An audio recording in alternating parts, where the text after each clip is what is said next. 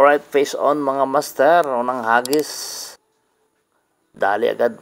Landfall agad tayo ng ng isang 1-dot snapper. Ayan o. Good size mga master. Welcome back mga master. So fishing na naman tayo ngayon. So nandito tayo ngayon mga master sa Libertad uli. Kasama ko si Jandel. Ayan mga master. So magbi-field test kami ngayong araw na ito. I-field test namin yung aming gamit na sit-up. So ito yung bagong reel natin na handing. So titesting natin. Saka yung pati yung rod ko mga master. Yan, handing rin. Magic light. Magic L pero light to. So yun mga master, samahan nyo kami sa umagang ito. At sana makahuli kami ng GT ngayong araw na ito. Kahit aburjack man lang. Alright, so yun lang mga master, samahan nyo kami sa umagang ito. Let's go! Alright, welcome back mga master. Tara na sa spot. Diyan sa unahan na yan ay maghagis tayo. Ayan, ganda ng ganda ng lugar. Ganda ng spot, puro mga bato.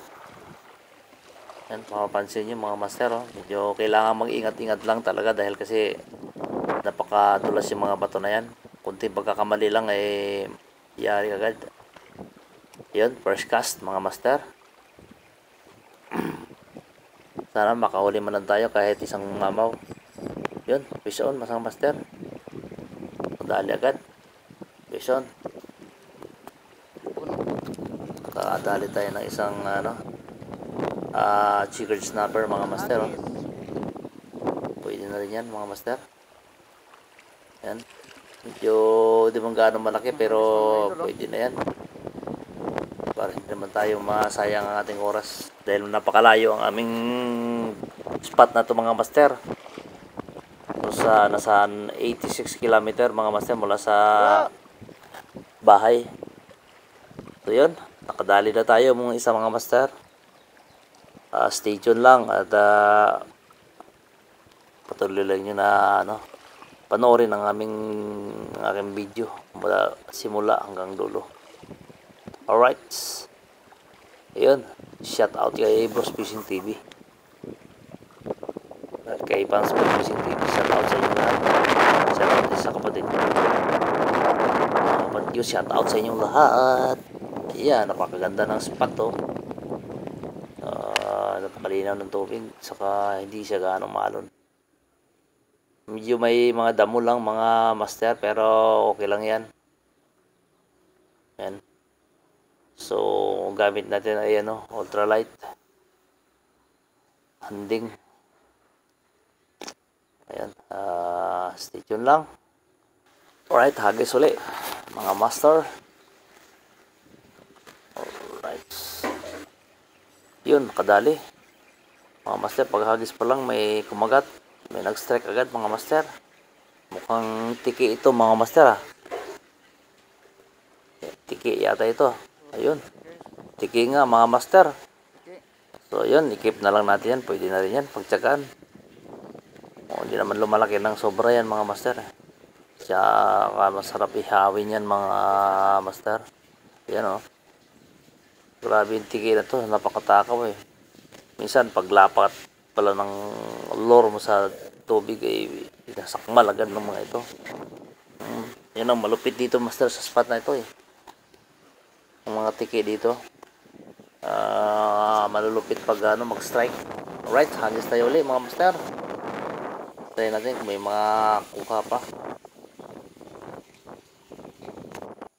Yun, face on mga master, face on. Nakadali tayo 1-dot snapper, good size.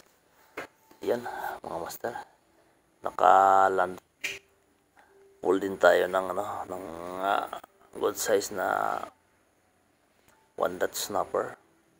Yun napakalupit. Ang tama niya ay sa tagiliran lang mga kapanamics. Bigla na lang na strike mga kapanamics. Yun, masarap talaga pag may na huhuli. Talagang ang pagod ay baliwala. Kahit malayo pa yung spot na to mga master. baliwala lang.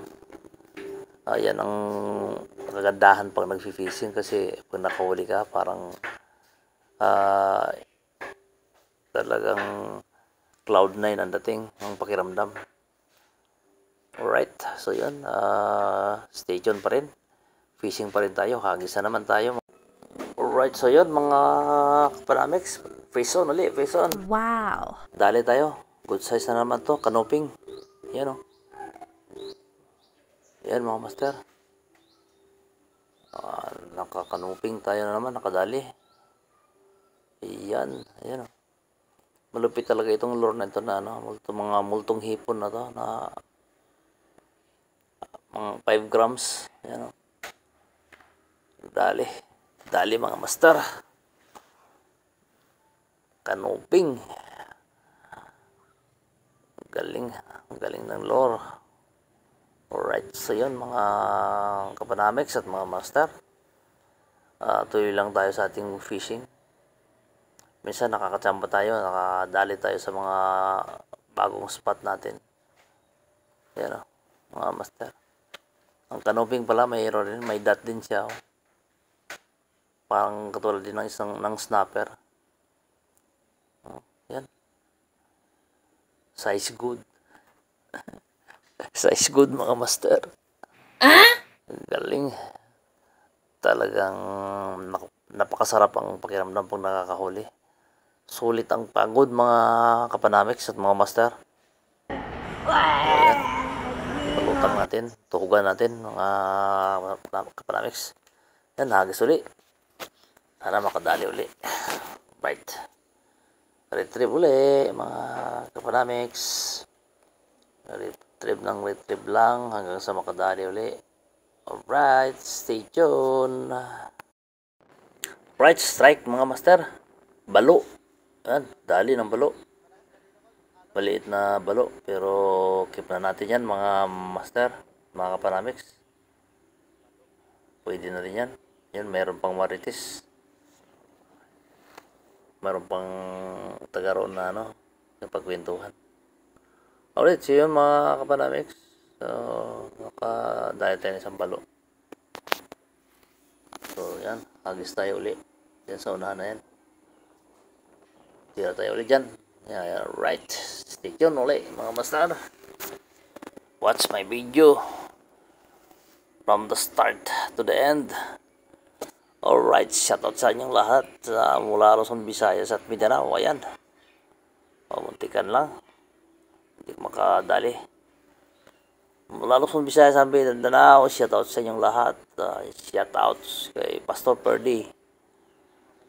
Fishing is life, mga kapanamix. Hanggat kayang lumakad, fishing tayo ulit. Alright, ayan. Try ng try. Hanggang sa makadali ulit. Dito mukhang hindi talaga tayo makadali ng GT dito. Walang paglalagyan ng mga GT dito. Siguro sa mga ibang spot, mga master. Pero sa susunod maghahunting tayo ng GT pag medyo okay na yung hindi na gaanong kalakasan ang amihan. GT naman ang huntingin natin mga master. Alright, strike na naman.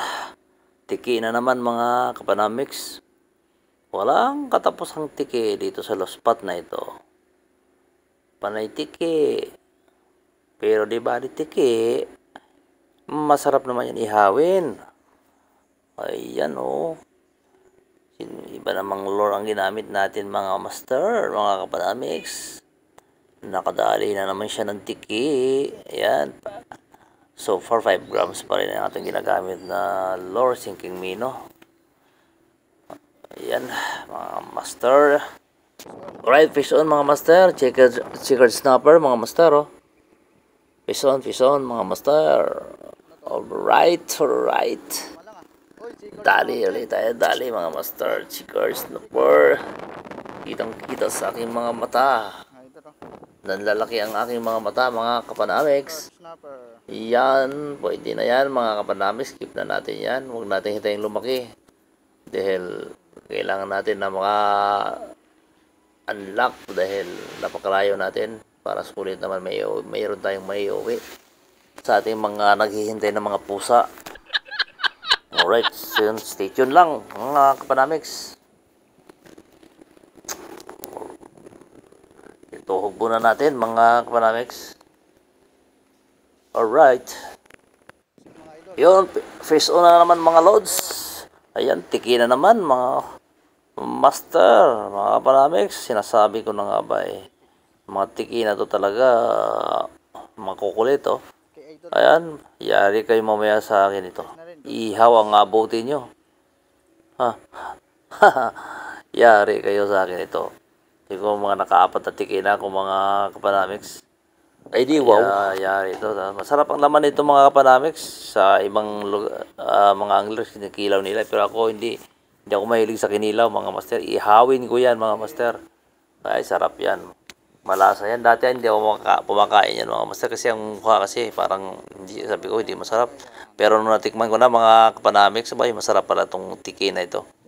So, sarap siya ihawin. Kahit prituhin mga kapanamics, masarap yan. Alright, let's go ulit mga kapanamics. Let's go sa ating mga fishing adventure. Alright, fish on mga master. Kuday. Nakadali tayo ng kuday mga master. Hindi man siya anong kalakihan pero ayan o. Pwede na yan mga master. Kikip na natin yan. Saka na lang tayo magpakawala pag nasa Palawan na tayo kasi marami namang isda doon eh. So dito para meron naman tayong maiuwi dahil sa layo ng ating biyahe. Yun o. Mga kapanamics, mga master, mga lods, kuday, barakuda, nadali siya ng multong hipon, no? Redhead, bali 6 gram, mino, sinking mino. Yan mga master, stay tuned lang, stay tuned. At patuloy lang nyo kayong manood sa aking channel. Alright, yun mga master, nakadali uli tayo ng mukhang tiki na naman ito mga master. Mukhang nakikita ko na tiki na naman niya mga master oh, nadali sa batok. Ayan oh. Ang kulit talaga ng mga tiki pero keep natin yan dahil kasi masarap naman ihawin yan mga kapanamics. So yun. Another tiki na naman mga master. So yun. Paalaala lang po. Sorry po, nabubulol ako. Paalaala lang po sa mga hindi pa po nakapag-subscribe sa akin channel. Mag-like na po kayo at share and subscribe and click notification bell and select all para updated kayo sa mga susunod yung pang mga video gagawin. So yun lang mga kapanamics, mga master, at baka dito na natin tatapusin ang ating vlog sa araw na ito. So yun, mag-ingat kayo lagi at maraming salamat sa patuloy yung suporta sa akin mula Luzon, Visayas at Mindanao. Shout out sa inyong lahat at God bless you all. Peace out.